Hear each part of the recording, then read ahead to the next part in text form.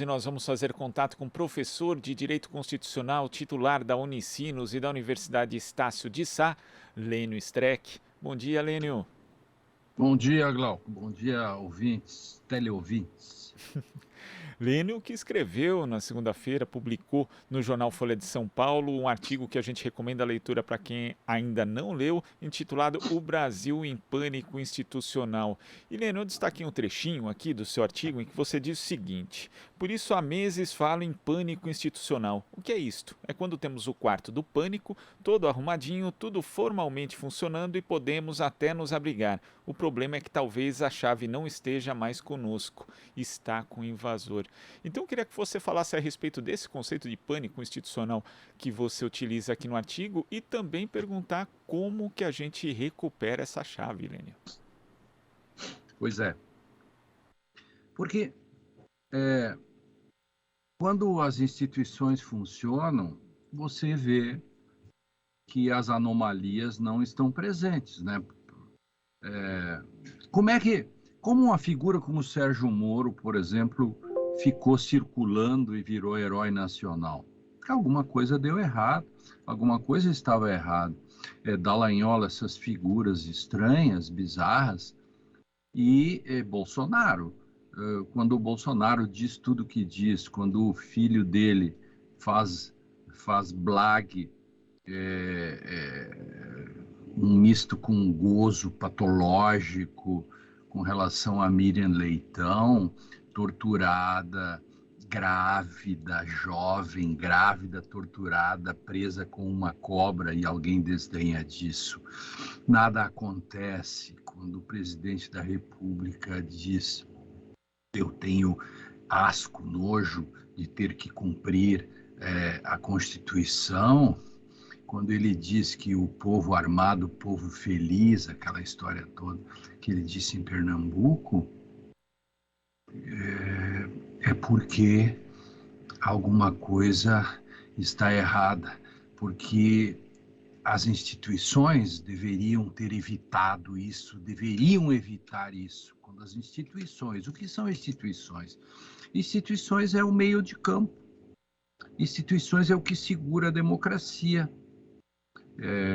Judiciário, Ministério Público, Parlamento são as instituições que seguram. Então você tem o Poder Executivo, que é eleito pelo povo, você tem no meio toda a sustentação, quer dizer, os pilares, você tem o telhado e você tem o pilar. Agora, quando esse pilar não segura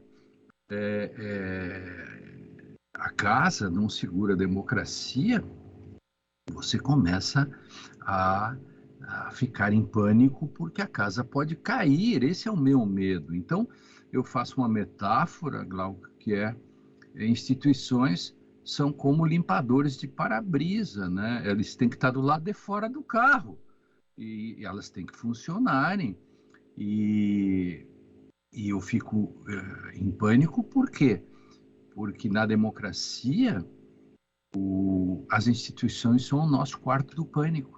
Sabe aqueles filmes, assim, o quarto do pânico, né? Então, aquelas casas enormes, você sabe que os ricos, né? Então, as casas enormes, o sujeito tem um quartinho, né? Todo blindado, que ele tem mantimentos, telefone, tudo lá dentro. Aí ele se esconde, não deu um assalto, os bárbaros chegam, ele se esconde lá dentro. O grande problema é se a chave não está com você, né? Se a chave está com o invasor.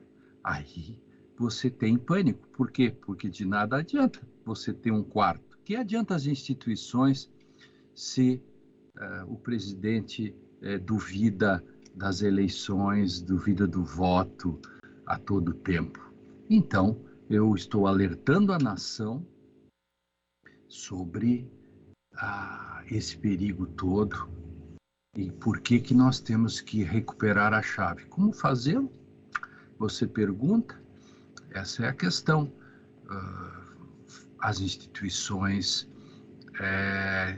não podem botar tudo na conta do Supremo Tribunal. O Supremo Tribunal tem segurado isso. Há críticas ao Supremo, etc., mas o Supremo tem segurado. Ele tem segurado isso. Agora, está sozinho.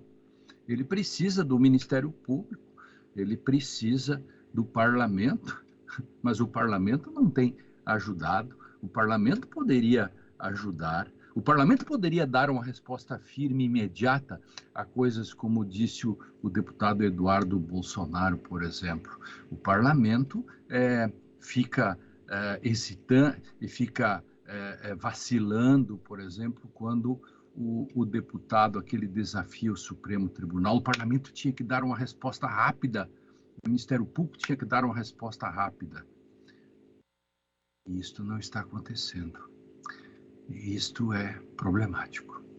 E no caso do parlamento, né, que era justamente quem poderia tomar a medida mais efetiva contra Bolsonaro por conta do cometimento de crimes de responsabilidade, que seria instituir um processo de impeachment do presidente, não fez isso nem na gestão de Rodrigo Maia, é bom que se lembre também, e muito menos na de Arthur Lira. E agora a gente ainda tem esse esquema de emendas de relator que atrela ainda mais o legislativo aos interesses do executivo. E pensando assim, em que momento a gente começou a perder essa chave, Lênio, a gente vê a reação que é justa em relação a essa fala abjeta do Eduardo Bolsonaro sobre a jornalista Miriam Leitão, né, falando a respeito da tortura que ela sofreu, mas tivemos o voto de Jair Bolsonaro também no processo de impeachment da presidenta Dilma, em que ele não só ironiza a torturada, como faz elogio ao torturador e à própria tortura.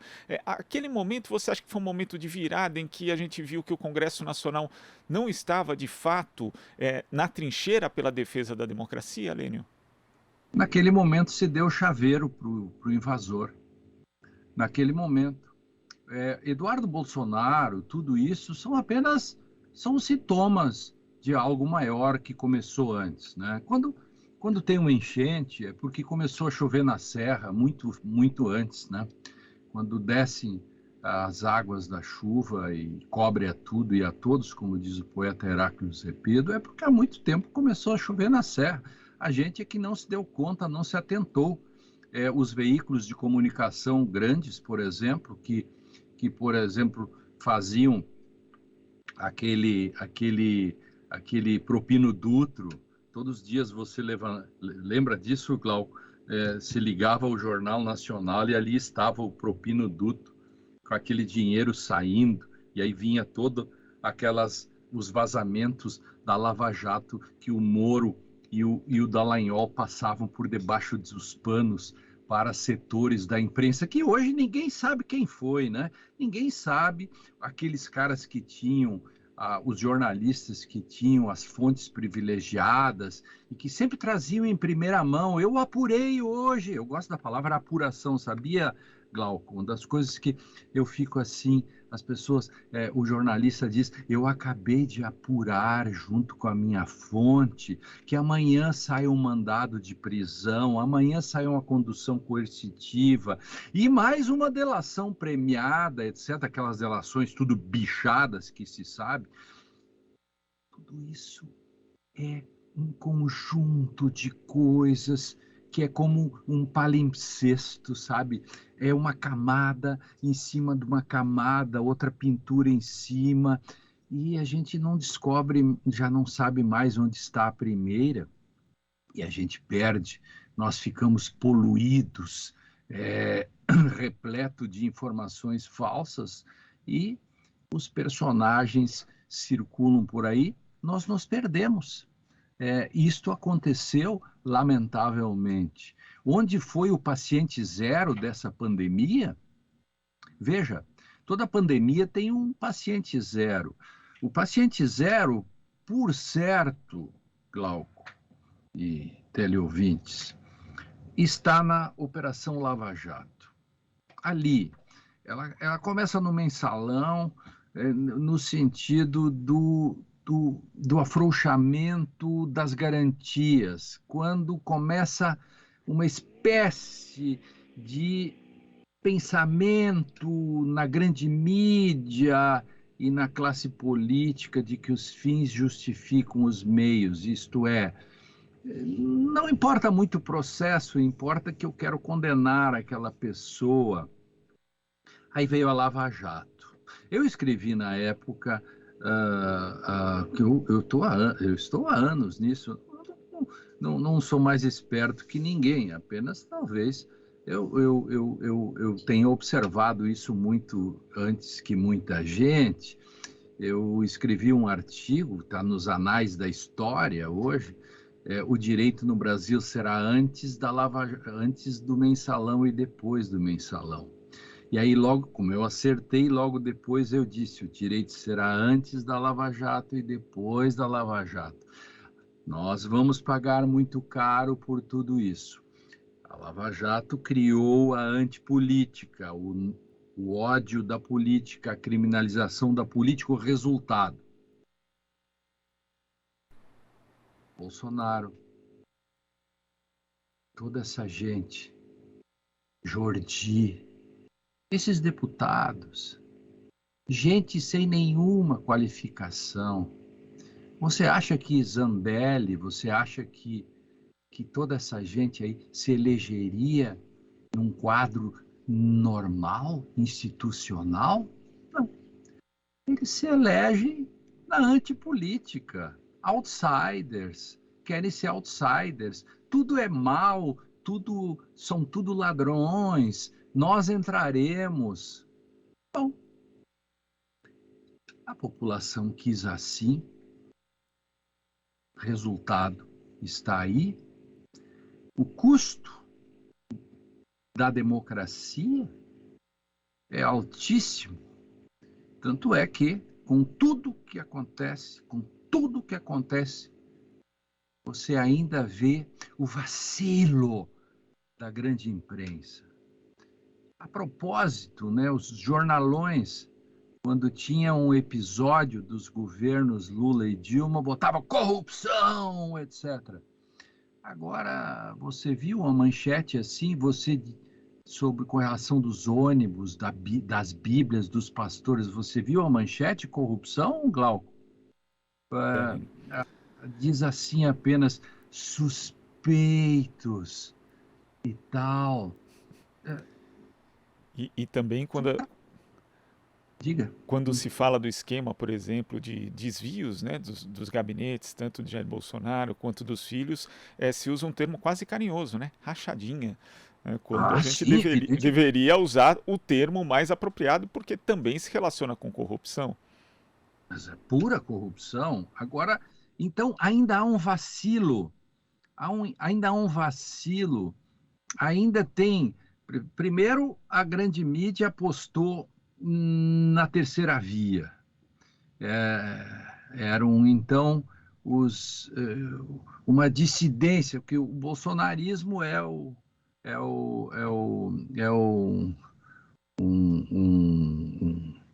a marca e o Sérgio Moro era um genérico, né? Então, eles apostaram. Aí, o Sérgio Moro, que é um sujeito que todos já conhecemos, que traiu a pátria, traiu a toga, traiu seus amigos, fez tudo isso, traiu o Podemos, se aproveitou do Podemos, enfim, essas coisas todas que sabemos, deixou a mídia pendurada no pincel, não é verdade? É isso. Mas ainda há uma esperança na hora H, duas esperanças. Uma, vai surgir outro nome de terceira via. Mas também, se não surgir, Glauco, sabe que Bolsonaro não é tão ruim assim, sabe? Quem sabe? Então, ainda sempre, por isso que as manchetes não estão daquele tipo que deveriam, porque há sempre uma retranca, né? Porque se você colocar essas manchetes todas, como faziam nos tempos de Lula e Dilma e etc., e até do Temer, vamos fazer justiça, porque do Temer também esculhambaram com ele, etc., né? Mas não aí,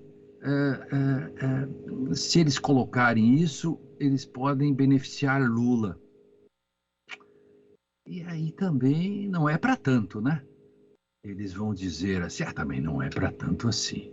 Então, deixemos as manchetes a meia boca ainda, Não sei como vai ser nos próximos meses, né?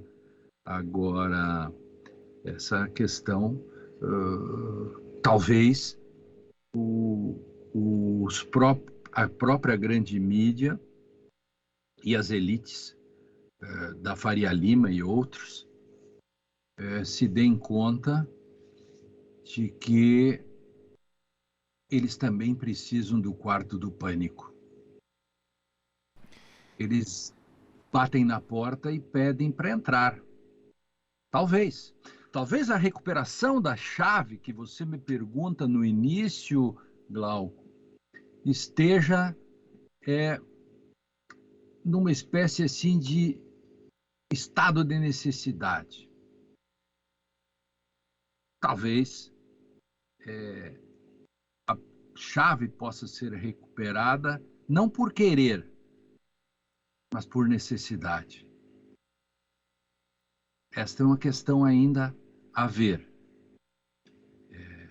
Eu queria ter uma bola de cristal para saber como fazer isso, e até que a minha preocupação, não sei o que se você pensou, deve ter pensado, todos nós pensamos nisso, qual é, até que ponto a grande mídia e as elites da Faria Lima e as elites brasileiras da grande indústria, etc., até que ponto elas vão? Elas vão seguindo, com um olho no gato e um olho no peixe. Há um momento da terceira via que eles apostam que se ela de fato não tiver chance nenhuma, você já pensou, Glauco? Ela vai ter que optar. E Parece aí? que a opção dela, né, pelo menos até agora, com tudo o que aconteceu, está bem evidente, né, Lênio? Essa é a minha questão que eu dizia antes. É aquela história, vai que, né? Vai que. Então, o tempo vai nos dizer logo, logo qual será a opção. Não existe aí uma neutralidade nisso, né? Vamos ver o que vai acontecer, como se recupera essa chave, né? Mas todos os dias o presidente, os seus filhos, enfim, o establishment, todo mundo, porque quando não é o presidente é um militar, é o Braga Neto, é o outro. E você trouxe um componente interessante antes, na lembrança nossa, mas eu vou te trazer outro. Você lembra? E esse talvez tenha sido o tweet mais importante e dramático da história brasileira. Você lembra do famoso tweet do Vilas Boas? Acuando ali, né, lembro da leitura do William Bonner ali no Jornal Nacional, o jornal estava para terminar, inclusive, ele leu aquele tweet, não houve qualquer tipo de contestação, como se fosse algo normal, recorrente, né? Um general ameaçar o Supremo Tribunal Federal por meio de uma rede social e isso ser tratado como algo corriqueiro. Aí é que está. Aí é que está. O tweet muda a história do Brasil. E o William Bonner conta aquilo como se estivesse falando da expulsão do Gabigol. O Gabigol foi expulso aos 46 minutos do segundo tempo. Ficará suspenso uma partida. Boa noite. Algo desse tipo. Cometa vem vindo. Olhe para cima, né? William Bonner dirá: o cometa vem vindo. Não olhe para cima. Boa noite. Um pouco da história do Brasil é isso que eu chamo do meu pânico institucional. eu escrevi esse texto, que eu vinha dizendo isso nos veículos, no DCM, no 247, nos veículos que eu tenho mais espaço, enfim, nas minhas colunas do Conjur. E aí eu resolvi botar isso na grande mídia, num grande jornal. Mas interessante, Glauco, quero lhe dizer aqui que a TVT é o primeiro veículo que, de fato, me entrevista sobre isso. E veja, eu acho que isso deveria repercutir muito mais. O modo como você entrou abordando o assunto é magnífico, porque você pegou o cerne da questão. Nesse momento, não é porque fui eu que escrevi, eu até abro mão da autoria, eu posso botar como autor anônimo, eu não me importo com isso. Nesse momento, a esquerda, a sociedade devia estar discutindo esse assunto. Eu quero cumprimentar vocês por trazer esse tema. Esse tema é o tema nesse momento, é o que está... nós estamos na encruzilhada, e se a gente não se der conta disso, o custo pode ser muito alto depois.